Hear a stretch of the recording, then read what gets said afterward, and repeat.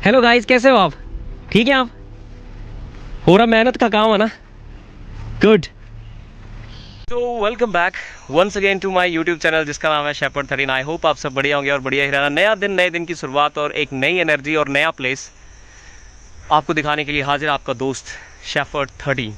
तो शुरुआत करते हैं ब्लॉग की। एक 4 बजे जो है अभी मैंने ब्लॉग की शुरुआत की है।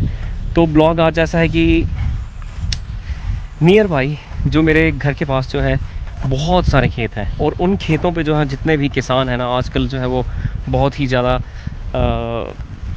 व्यस्त है काम में, क्योंकि धान की जो फसल की बिजाई जो है वो धान की जो फसल जो है वो उसका सीज़न चल रहा है। तो लोग ये राजू ना हमेशा ना बस मेरी ना जब भी मैं ऐसी बात करता हूँ पीछे से ना हमेशा हंसता रहता है, पता नहीं क्या सोच के।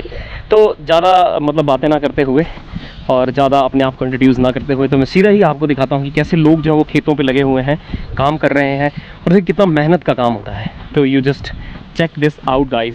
Once again mister Rajkumar. Last कुछ ब्लॉग से आप देख रहे होंगे कि राजू हमेशा मेरे साथ ही रहता है। तो ये देखिए दूर दूर तक जो है वो आपको खेत दिखाई देंगे। तो जो किसान है वो कितनी मेहनत से, देखिए कितनी मेहनत से जो है वो यहाँ पानी में जो ये धान के पौधे हैं ये लगाते हैं और फिर उसके बाद 2-3 महीने इनकी पूरी 2 3 या 4 महीने लग जाते हैं तो इनकी पूरी रखवाली करके फिर जो है वो बहुत किसान जो है वो सबसे ज़्यादा मेहनत करता है। और अब जो मैं आपको व्यू दिखाने वाला हूँ ना वो मैंने भी नहीं सोचा था कि मतलब इन खेतों के एंड में मतलब कि ऐसा कुछ दिखाई देगा। तो कुछ सिनेमैटिक्स चेक करिए आप तब तक इन खेतों के साथ, और तब तक मैं भी इस रोड को क्रॉस कर लेता हूँ और आप सिनेमैटिक चेक करिए यहाँ के।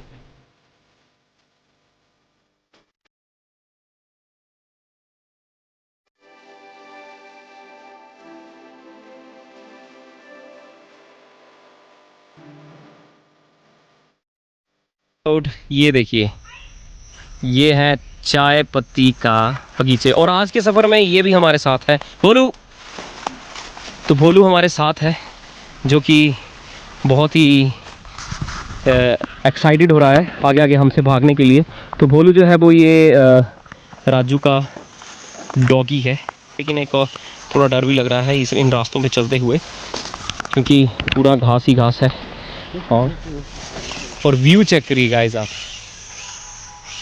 वाह। जो जो चाय पत्ती का बगीचा है ना यहाँ पर जो है एक आपको बता दूं कि पालमपुर में धर्मशाला में कुनाल पथरी में और यहाँ पे ये सिला चौक दाढ़ी जो एरिया है यहाँ पर है।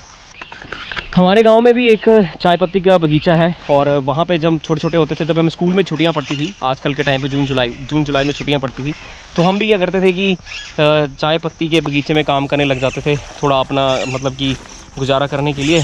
तो हम जो थे छोटी छोटी जो ये कोमल जैसे जो बिल्कुल सॉफ्ट जो लीफ होते हैं ना उनको हम तोड़ते थे और उनको एक टोकरी में इकट्ठा करके फिर शाम को फिर वो जो एक गाड़ी आती थी या बोरे में भर के, उस टाइम पे गाड़ियाँ तो इतनी नहीं होती तो हम क्या करते थे कि घोड़े में भेजते थे।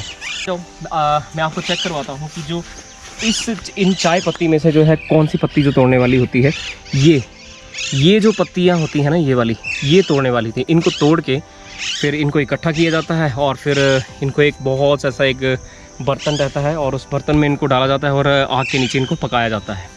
तो ये है चाय पत्ती के बगीचे और मैंने सोचा नहीं था कि इतना सुंदर व्यू यहाँ का होगा यहाँ पर। तो एक थंबनेल के लिए एक फ़ोटो ले लेते हैं और तब तक राजू कुछ इस चाय पत्ती के बगीचे के बारे में बताएगा। क्या कर रहे है भीड़ू? बस तो आज सुबह से कुछ करने के लिए कुछ खास था नहीं। सुबह से ओ तेरी क्या है ये? ओ तेरी छोटा क्या मैं तो डबल धमाका दे दिए इसने तो सुबह यार। चले आप हे बोलू कम, बोलू ने डरा दिया तो बोलू जो है वो हमसे आगे भागने की कोशिश कर रहा है। तो बोलू चल आगे। तो हर दिन मेरा माइंड में ये रहता है क्योंकि मैंने और राजू ने एक कंक्लूजन निकाला है कि हर एक नए दिन में हम आप लोगों को कुछ नया दिखाना चाहते हैं। तो हम वो शुरुआत हम करेंगे सबसे पहले जो हमारे सराउंडिंग में है। तो ये सराउंडिंग में सबसे पहले ये टी गार्डन था जो कि मैं काफ़ी समय से मेरे दिमाग में था, लेकिन आज राजू ने कहा कि नहीं यार, कि देखो बात फिर घूम फिर के वहीं आ जाती है कि हम कुछ एक सीमित स्थानों तक जो है वो सीमित रहते हैं। कि जैसे हम कहीं भी स्पेसिफिक कुछ मतलब कि एरियाज़ हैं वहाँ पे हम घूमते रहते हैं, लेकिन हमारे इस धर्मशाला में ना बहुत सारी ऐसी जगहें हैं घूमने के लिए और बहुत सारी ऐसी सुंदर सुंदर चीज़ें हैं देखने के लिए। तो उनमें से ये टी गार्डन भी एक बहुत सुंदर टी गार्डन है, जो कि ये किसी का कोई ऐसे मतलब ये नहीं है कि ये कोई पिकनिक सपोर्ट मतलब कि पिकनिक स्पॉट है या मतलब कि ये कोई मतलब कि किसी के लिए सार्वजनिक स्थान, तो ऐसा नहीं है। ये प्राइवेट प्रॉपर्टी है जो कि यहाँ से ऊपर चले नहीं, हाँ कहाँ जाएंगे, सीधा आगे। हाँ। तो ये है प्राइवेट प्रॉपर्टी है किसी की, तो मतलब यहाँ पे जो है वो मजदूर भी लगे होते हैं। तो इसको इस पत्ती को निकालने के लिए मेरे को लगता है कि आज संडे है तो इस वजह से नहीं है। तो लगा था कि ये जो टी गार्डन है वो यहीं पे ख़त्म हो जाएगा, लेकिन इसके आगे और ज़्यादा है। और इसके आगे है एक नदी है, नदी नहीं ऐसी नाला जैसा है। वाह, great land. Raju thank you so much brother, thank you so much, because of you मतलब इतना सुंदर प्लेस मैंने देखा है। राजू एक चीज़ बताऊँ मैं, ये जो रिवर है ना, इस टाइम जैसे हम कहीं ऐसे खड़े ना, जैसे हॉरर मूवीज में नहीं होता है कि जैसे एक हॉन्टेड सी प्लेस में आके खड़े हो गए हम ना, वैसा कुछ फील हो रहा है ना यहाँ पे आके।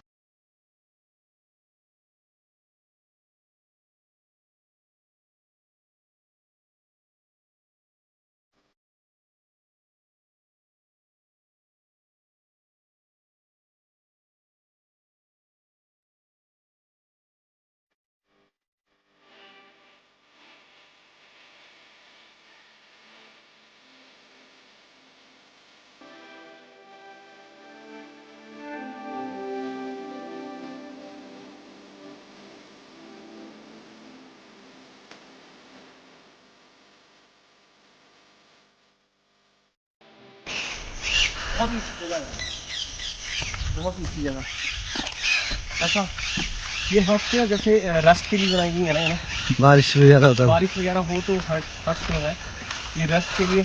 और हट्स नहीं, वो टपरी बोलते हैं इसको, ये टपरी बोलते हैं, लेकिन हम हट्स बोलेंगे इसको।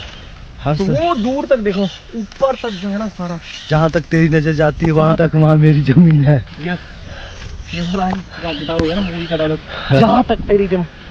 जहाँ तक तेरी नज़र जाती है वहाँ तक मेरी ज़मीन है। लेकिन ये हमारी ज़मीन नहीं है, तो किसी और की ज़मीन है। लेकिन जहाँ तक आपकी नज़र जा रही है वहाँ पर आपको चाय पत्ती के ये पेड़ ही मिलेंगे। तो ये जो डॉग्स रहते हैं ना, ये कभी कभी घास भी खाते हैं, क्योंकि इनको पता होता है जब इनका पेट ख़राब हो तो ये घास खा के जो है अपना पेट ठीक करते हैं। तो अब इसके आगे जो है वो जो टी गार्डन है वो ख़त्म है। इससे आगे रोड स्टार्ट हो जाता है। थोड़ा सा आगे जाएंगे तो ऐसे नीचे एक डाउन को रास्ता आएगा और वहाँ से जो है वो रोड स्टार्ट हो जाएगा। और आपको पता है ह्यूमिडिटी इतनी ज़्यादा है ना, इतनी ज़्यादा गर्मी लग रही है ना। एक तो कितने दिनों से यहाँ पे बारिश नहीं हो रही है, रोज़ ऐसा गंदा सा मौसम हो जाता है और बरसता नहीं है।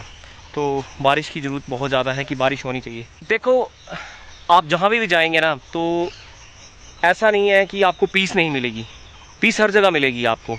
लेकिन इस टी गार्डन में आके मैं जब से यहाँ आया हूँ ना, तब से कंटिन्यूसली कोई 1 घंटे से इसमें टी गार्डन में घूम रहा हूँ, तो मैंने देखा इतना पीस है। हाँ, हालांकि हम एंड में आके जब यहाँ पे कुछ गाड़ियों का शोर सुनाई दे रहा है, नहीं तो जब बिल्कुल मिडिल में जब हम थे तो वहाँ पर क्या हुआ कि मतलब सिर्फ पक्षियों का मतलब कि चहचहाने का साउंड और हवा का साउंड और जो हम बोल रहे हैं वो साउंड।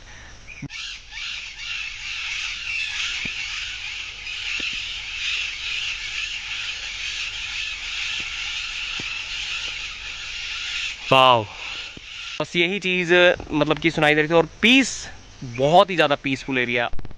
इसको देखिए, मतलब पानी देखा और उसमें नहाने के लिए। राजू क्या तुम इसे नहलाते नहीं क्या? ये खुद करता है, मौका नहीं देता। अच्छा, ये मौका नहीं देता आप लोगों को। इस भोलू की भी एक स्टोरी है कि भोलू जो था, वैसे मुझे अच्छा नहीं लग रहा ऐसे बोलते हुए, भोलू एक स्ट्रे डॉग था और ये, अरे भोलू यार, तो भोलू की स्टोरी सुनाता हूँ मैं आपको। तो भोलू जो था ना, ये एक शेल्टर के नीचे था और ये बहुत ही ज़्यादा वीक था। और इसके साथ में इसके ये 4 पपीज़ थे जो कि शेल्टर के नीचे थे। और उस टाइम पे इनकी बहुत ज़्यादा बारिश हो रही थी और बारिश के दौरान जो था, मतलब भोलू की ज़्यादा हालत ख़राब थी और जो 3 थे वो स्ट्रॉन्ग थे। तो राजू क्या किया कि वहाँ से निकला, वहाँ से तो इसको पता नहीं घर में जाके कुछ रियलाइज़ हुआ कि मतलब मुझे उन कुत्तों के लिए कुछ करना चाहिए। फिर ये जब नेक्स्ट डे जब वापस आया उस शेल्टर के पास, तो उसमें से 2 डॉग जो थे वो मर चुके थे। एक डॉग जो था वो हेल्दी था और भोलू की हालत बेचारे की बहुत ख़राब थी क्योंकि ये बारिश में भीग भीग के और बहुत ही कमज़ोर था क्योंकि उसको माँ का दूध भी नहीं मिला होगा बेचारे को।